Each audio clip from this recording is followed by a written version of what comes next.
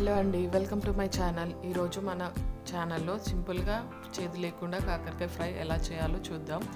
First కాకరకాయ ముక్కల్ని చిన్నగా రౌండ్గా కట్ చేసుకొని సాల్ట్ వాటర్లో ఉంచుకోవాలి. తర్వాత ఒక ముక్కుడు పెట్టుకొని అందులో డీప్ ఫ్రైకి సరిపడా ఆయిల్ పోసుకోవాలి. తర్వాత కట్ చేసి పెట్టుకున్న కాకరకాయ ఫ్రైలని అందులో యాడ్ చేసి అందులో కొంచెం సాల్ట్ వేసిన తర్వాత 10 minutes తర్వాత అలా గోల్డెన్ బ్రౌన్ కలర్లోకి వస్తాయి. అవి అలా కలర్ చేంజ్ అయిన తర్వాత వేరే బౌల్లో తీసి పెట్టుకోవాలి.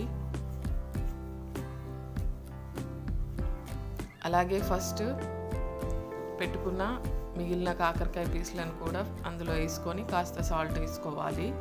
అవి కూడా కొంచెం కలర్ చేంజ్ అయ్యేంత వరకు ఆగాలి. కలర్ చేంజ్ అయిన తర్వాత మళ్ళీ వేరే బౌల్లో వేసుకోవాలి. తర్వాత అదే ముక్కుడులో జీలకర్ర, ఆవాలు, ఒక 4-5 పచ్చిమిర్చి, ఒక 4-5 రెబ్బల వెల్లుల్లి వేయాలి. అవి కొంచెం ఫ్రై అయిన తర్వాత అందులో కాస్త పసుపు యాడ్ చేయాలి. తర్వాత ఫస్ట్ ఫ్రై చేసి పెట్టుకున్న పీస్లను అందులో యాడ్ చేయాలి. తర్వాత ఒక స్పూన్ ధనియా పౌడర్, ఒక 1/2 teaspoon జీలకర్ర మెంతి పౌడర్, ఒక స్పూన్ నువ్వుల పౌడర్, తర్వాత ఒక 2 tablespoons కారం యాడ్ చేయాలి. కారం మీ టేస్ట్కి తగ్గట్టు యాడ్ చేసుకోవచ్చు.